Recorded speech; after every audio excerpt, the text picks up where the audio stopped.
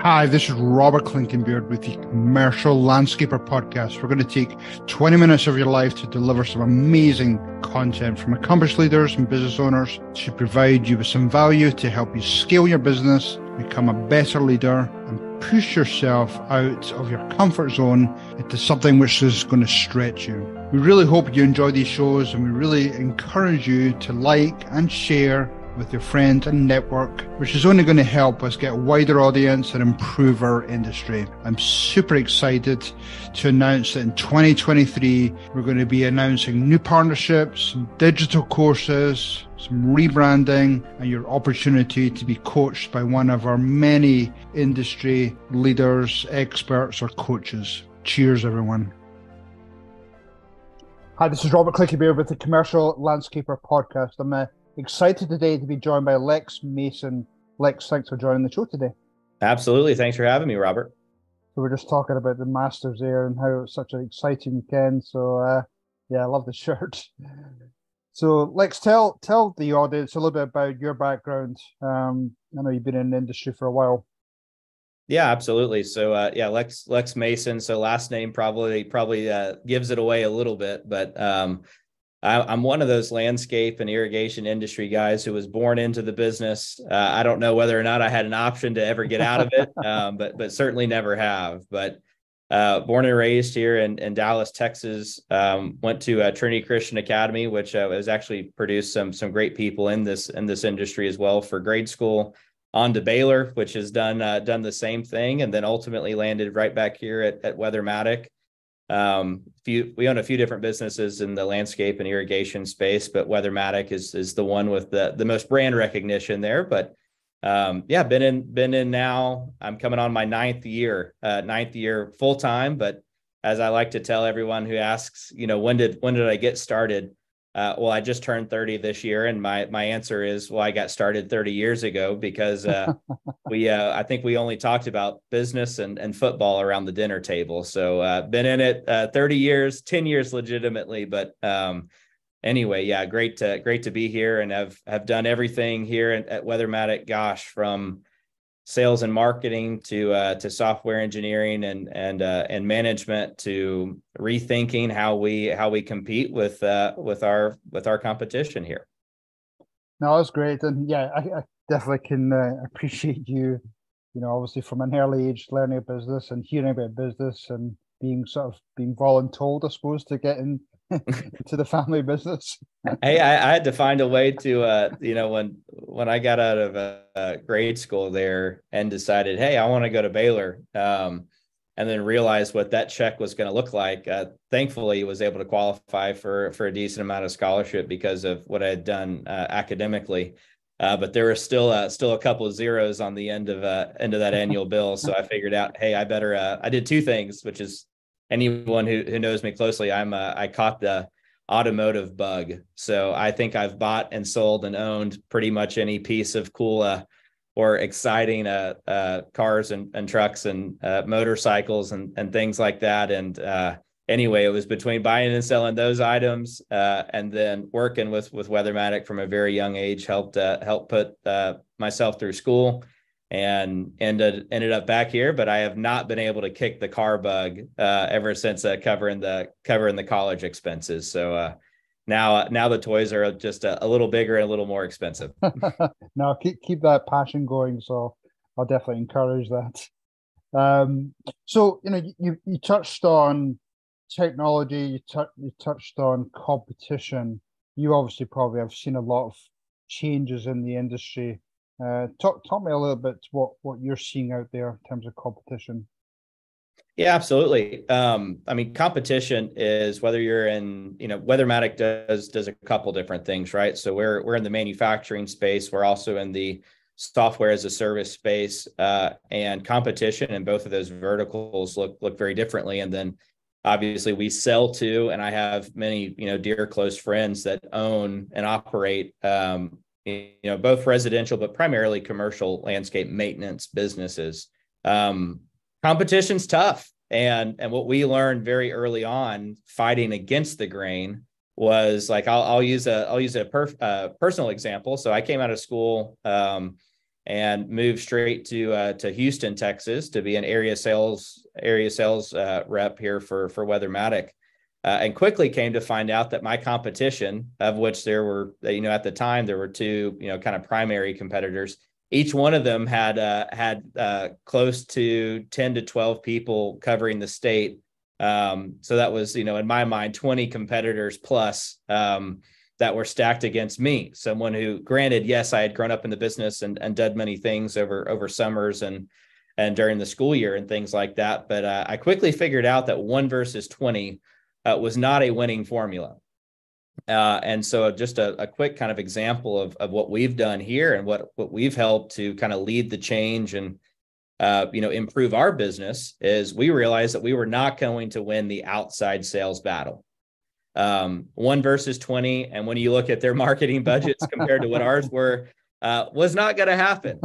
And so what I did was I kind of went back into school mode of reading every sales technology book, not kind of the self-help, how do you sell better and speak better and that kind of thing, but really what were some sales strategies that other companies, these big, you hear on Wall Street all the time, the unicorn software businesses that exist out there, how did they scale and acquire market share so much faster than anything that our industry has ever seen? And what we came up with was an inside sales model that leveraged some technology that was over the shelf, but also some things that we built proprietary that allowed us to connect with and build relationships with commercial and residential landscape contractors at a pace that 200 outside salespeople could not obtain. And that model is really what put that we led here, was what put us on the map in just a different scale of significance. And without doing that, no doubt in my mind, we could not have won that battle going kind of belly to belly, if you will, in the outside field. But by leveraging and building some technology and putting great people in great seats here, we were able to have the presence and really just the sales ability as someone 10 to 15 times our size and budget. And so that was it really changed the trajectory of who we are today. No, I love that. I love that. I want to dive into that a little bit more because that's really intriguing. And it sort of it supports, one of the messages I've been seeing for many years now, where yes, I think we have a great industry. It's done, a lot of people have done well out of the industry, but there's a tendency for a lot of people to do the same tried and tested methods for years. And it's just like sometimes nice to be able to either look at other industries, going back to some of the college books, bring out all the leading sales experts and just, try things a little bit differently. So you've obviously done that successfully. How has that evolved over the years since you first? Yeah, absolutely. A lot of learning lessons along the way. And one book that I'll throw out there that I think was probably the one that opened my eyes to a different model was called The Sales Development Playbook. And I'm going to butcher her last name, but I think I butchered yours the first time you and I met as well. So I'll go ahead and give it an attempt. But Trish Bertuzzi, Bertuzzi. Anyway, look it up. But Sales Development Playbook talked about the inside sales model and how companies like Salesforce, now companies like HubSpot, other software as a service industries structured their marketing and their inside sales resources, and ultimately how they built a model that the goal of those teams was relational to where the product was in its market acceptance model. So you think about you've seen the curve a million times, early adopters, the innovators, the early adopters, the late adopters, the laggards, and then the late adopters and then the laggards, but that innovation curve. And one thing that Trish spoke on in the book was about aligning the goals and the compensation of those inside sales team with an ask that is relational to where you are in that product adoption curve. So quick example, if you have someone straight out of school, you hand them a phone or you hand them an email account, and you say, hey, let's start prospecting. And that product has been around for a long time and it's almost at the commoditized state of product release, right? Doing the traditional BANT, right? Are they, is it the buyer? Does he have the authority? What's the timeline? What's the budget, right? Before a salesperson will even talk to an account with commoditized products, that may be acceptable in some cases. But in our world of selling basically digital irrigation technicians or fleets of commercial connected control systems that help with a whole bunch of things that maybe we get into later here or not. But it was going the traditional BANT route, establishing budgets and timelines and authority and things like that just wasn't aligned with where fleets of controllers were in the innovation curve. And so you asked how we kind of developed. Well, in the beginning, we were doing anything we could to book an appointment. So all our people were charged with was garner interest. Is this crazy idea of having an automated fleet of irrigation controllers that do X, Y, and Z, is that remotely interesting to you, Mr. or Mrs. Business Owner? If yes, then yes, we're gonna talk with that team. Whereas a lot of industries, right, it's unless you have this whole document filled out with 15 pieces of information, right, you're not making your way to the person who can actually even sell you something. And so that's where Trish in that book really exposed, hey, how do we align our offering with the sales model that fits it at its current state of development and market adoption?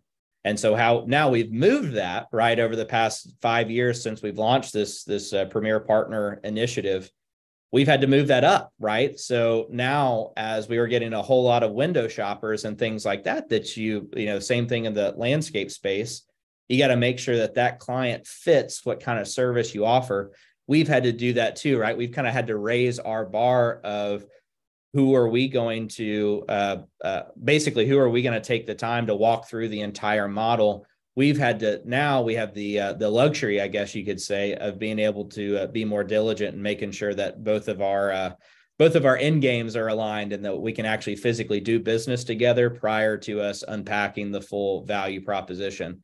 But in the beginning, it was anybody who would listen, we would take meetings with. Yeah, no, I could definitely see it. You're almost trying to, bring that interest in, bring some dollars in, but then as you evolve, then you're trying to make sure that are these really the core clients we're looking for. So no, I love that. Absolutely. The old apartment adage, I'll use this as an example. If you own multifamily buildings, I know you do some real estate as well. The worst statistic ever, I guess the second worst statistic ever for a multifamily property is if you're at 100% capacity, right? Because then, you're not charging enough. If you're at 100% capacity and you have a 2-year wait list of people trying to get in the building, probably tells you your rents aren't high enough. Absolutely. So true. In the beginning, when you're giving away all the free months and all the incentives and things like that, well, once you get it fully booked up, and so you've got to apply that same kind of philosophy. And so for, your landscape business owners out there that we talk to now, we'll take about 100 to 150 what we call demo appointments a month on this team. And that's one of the things that helps us identify, hey, how far in the evolution process of a business owner is this person? We are, we're packed, right? We couldn't take on another account right now if they offered us double, versus the business owners that come to us and say, yeah, we just cut the bottom 10 or 20% of our portfolio because margins weren't there. They weren't they weren't approving enhancements or extras and things like that. And so that same evolution that you see in the landscape space, we've had to do on our end as well. No, that's great information. And obviously you're seeing some of the consolidation, you're seeing some of the acquisitions going on in the marketplace. How do you see things again evolving over the next 3 or 5 years as you get some of these big companies coming on, private equity coming in? That must obviously, does that excite you? You see some dangers there? It excites the heck out of us over here. Every time that this happens, it pours more. Number one, it pours capital And the number one accelerator of an industry is capital. And so when we see that coming into this industry, we get excited. Number two, this isn't the first time it's happened. So I know I'm probably the young, at least now I have to stop saying I'm the young guy because I just turned 30. So now I'm anyway. That's still young. That's still young. I'm on that side of it, but we're anyway. This is not the first time that private equity's entered this space. There's been, at least from what I've studied, 3 other major moments in time where, 100 million plus has entered the marketplace and done acquisitions. Now, candidly, this run I think has been by far the most aggressive. These past 3 to 4 years have just been incredible from the M&A standpoint. But we get excited when we see things like this. But I honestly believe that history will repeat itself a 5th time. You will have major acquisition and roll up. You will have some that figure out let's call it their culture, that they will have people stick with them. They will have business-minded owners and former owners that stick with those businesses and continue to grow. And I think you're also going to have some that believe that their model is perfect and the innovators within those companies will leave. They will raise money. They will go and pull their friends and brothers and cousins and sisters like this industry does, and they will set up shop down the street and they will do things differently. And so those are kind of the 2 competing things. What we're seeing is there's a handful of these larger conglomerates now that are doing things incredible. They're keeping, the former owners involved in a substantial way, that are continuing and kind of holding that internal culture that they've built, on their personal businesses. And then you'll see some that say, hey, this is the cheese grater that we're going to put you through. And maybe they know something that we all don't. But looking back at the 4 other times that this has happened, M&A wise, I think those will be the ones left wondering, how could we have done this differently? Yeah. And I wasn't part of the initial, consolidation movement before, but I'm seeing that more and more, where a lot of these bigger companies are retaining the owners. They are keeping the names of the companies. They are trying to maintain that culture, which I think is great. But they're also, and you touched on this, they're also providing the resources to help them be successful. Whether that be training, whether it be that innovation. You mentioned innovation a couple of times. So they're providing these resources to help them become more impactful, more resourceful. And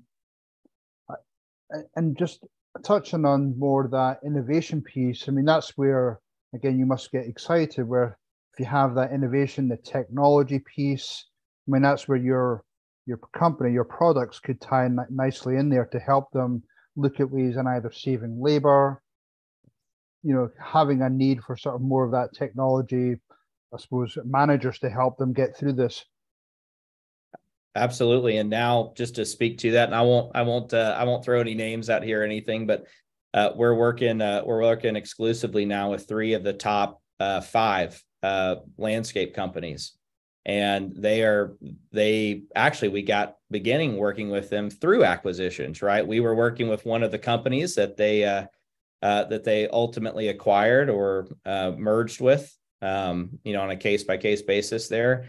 And then ultimately, when they looked internally, going, hey, how are these companies preserving or growing irrigation repair revenues to 20-30% of their base maintenance contracts? This is not par for the course. This is very new and different. How are they executing on this? And, Weathermatic and SmartLink is kind of standing in their corner and supporting them to do that, and, deploying the technology necessary to be able to do that. And so that's where we love the idea of acquisition, because we now have, close to 200 companies, major landscape maintenance companies in the U.S. that are deploying SmartLink as a fleet. And so as those companies, we know a decent percentage of them, because they're the top end customers there. They're going to get tucked in. Someone's going to find them and want to get into that marketplace and buy that book of business. And And so far, it has been it's been a great thing for us, exposing how, right? Because when they buy someone, they want to know what's their secret sauce. How are they doing things as well as they are? How have they scaled even in a market where their competition is 10 times their size? How are they picking up the top accounts and retaining the top talent? And I won't even come close to taking credit for all of it, but I know in our little sector, it is a strategic advantage for them. Yeah, especially if they're comparing the numbers of that particular company against the other companies they've acquired, and they're saying, well, why are these guys a point or two above the other companies we bought? What is that secret sauce?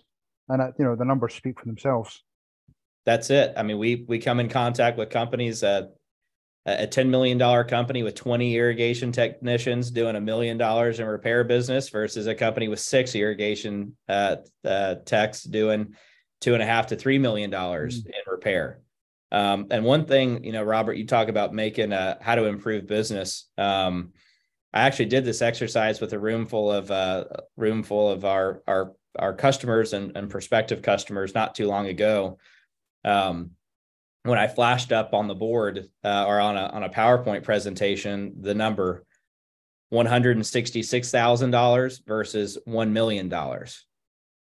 And I asked them, right, what's the difference between these two numbers? And everybody kind of went around and they threw out some funny ideas. And I think one of them was, his paycheck versus his paycheck or something like that. But ultimately, right, the answer is 50% margin, right? The ability to take home or have, margin dollars equal to 100 grand when you have a gross revenue of 166,000 versus $1 million, that is the difference between a 60% gross margin line of work and a 10% line of work. And so how do we improve? What's easier? How do we grow a 60% line by 166 grand versus a 10% line, $1 million, and all the extra headcount and people? And so that's really where we work. And what we want to do internally here, we not only preach that, to our prospects and to our customers on that, but we're looking all the time. How did we get done with 3 inside salespeople, what most people take 30 outside salespeople to do? Technology, leadership, innovation. So it's not just an external preaching thing. It's we gotta practice it too. And we're looking for more ways. My younger brother is now running sales for us on that division as well. And he brought me something the other day that's going to increase velocity from how we connect with landscape companies and find people that are interested in this, something that I had never even seen before. Right. And he's 8 years younger than me and brought that to me. And I thought I knew everything too. So I got to make sure that I always throttle that stuff with, when innovation comes, it's not waiting for anybody. It's gonna plant itself. No, for sure. And you touched on, you talked about 3 things there. You talked about innovation, leadership, and I think the other piece was around the numbers of the financials. I might be wrong, but yes, those are 3 of the key areas a lot of your typical landscape owners shy away from. They're really great at doing the work, meet with the customers, but they shy away from the technology piece. They shy away from the financials. And certainly, very few of them do any type of leadership development. How do you, I suppose, get some of these people up to speed or teach them or just make them feel more comfortable going into that area of fear that they have? Well, I'll tell you, I've had to learn that lesson, myself here. So where I have an incredible, so my counterpart CFO here at Weathermatic I have the luxury, right, of having access to somebody like that. And a lot of landscape companies on the financial side, they don't have that. And so my number one bit of advice there is humble yourself.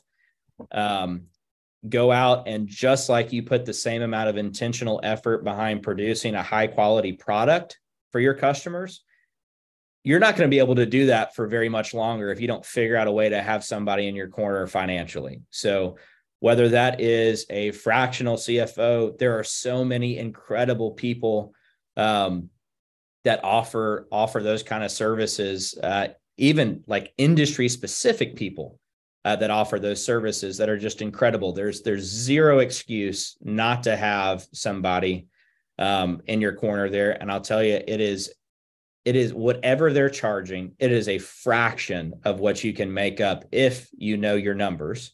Because once you know your numbers, then you can figure out where you should put that effort and energy behind growing.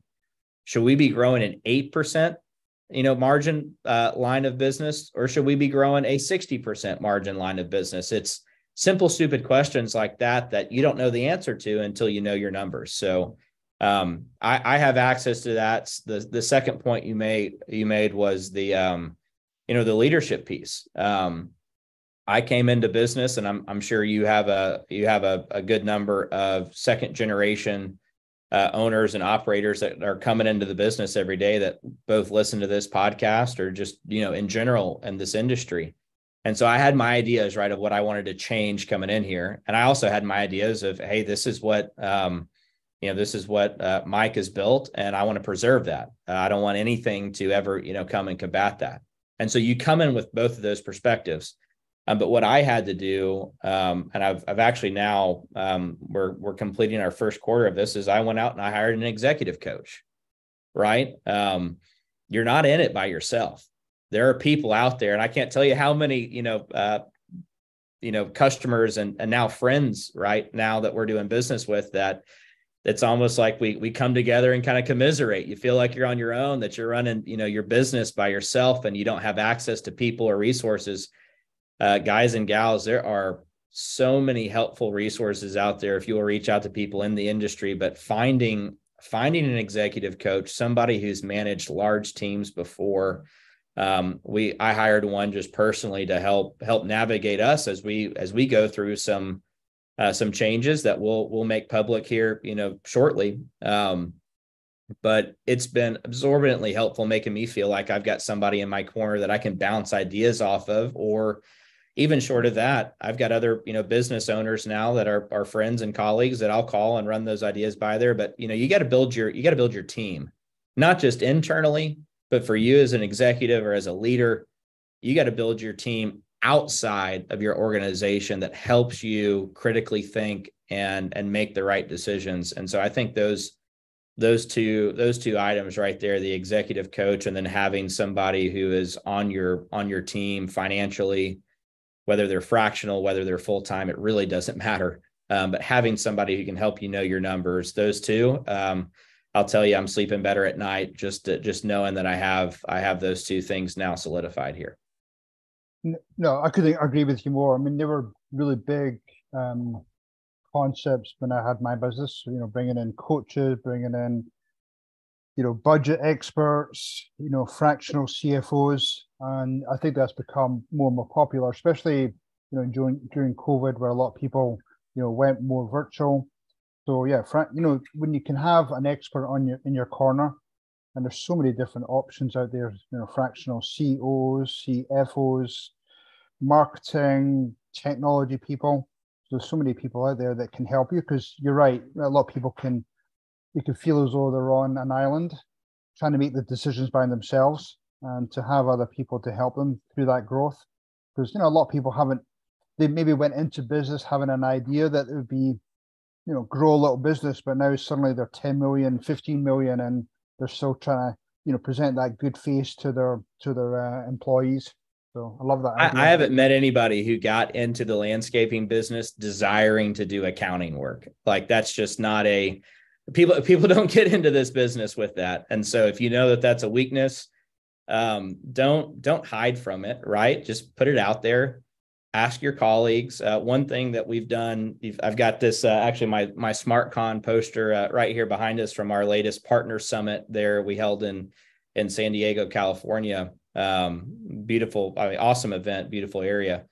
But we've now almost kind of impromptu, created this group of like-minded, owners, operators, and managers of landscape companies that, granted, they're brought there, around their how they want to use irrigation technology to grow and things like that. But just like what you're doing, Robert, I mean, the whole idea of together is, together we have more power, right? Together we have more ability than standing on an island by yourself. So I think I think people probably took more away from our event, from conversations and idea sharing with each other than anything we could present on a stage. So it was, anytime that you guys have, listeners have an opportunity to get involved with things like that, with what Robert's doing, it just, you're better together. No, 100%, 100%. So we're just up for finish up time here, Lex. What's the best place for people to connect with you, to find out more about what you're doing, explore some of your ideas more? Yeah, I think the easiest way, right? And I try to stay relatively active on it. I'm like everybody who's like, I'm gonna do something on LinkedIn, once a week, and then it'll go 4 weeks and I won't do it. But anyway, LinkedIn for me is great. Just Lex Mason. You can look us up there, but would love anybody to connect there with me or follow Weathermatic. And you can kind of see what we're working on and doing there. But I'm an open book with this stuff, so would love to connect with anybody and everybody out there that's interested in what we've done here from an inside sales standpoint. We just kind of scratched the surface on I think two items there, but anything there would love to. I love this industry, grew up in it, chose my profession in it, and am now leading our business in it. And so it's been great to us. It's been great to our family, and I love the people in it. So can't imagine a day not doing what we're doing now.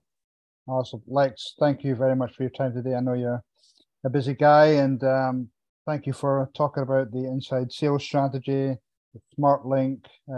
You're doing amazing out there, and just to see your name all over the place and what you're doing for the industry, I really appreciate that. So thank you, Lex. Absolutely. Thank you, Robert. Take care. Okay, take care. Thank you. Hopefully that was pure, dead brilliant for you today, and you got some great takeaways for your business or your leadership role. This is Robert Clinkenbeard, and we'd love to get you and your friends to join us in our future journey. So please subscribe through the various podcast channels or visit thecommerciallandscaper.com or brucewilsoncompany.com and check out some more information there. Anyway, hopefully you all have a pure, dead, brilliant day. Cheers, everyone.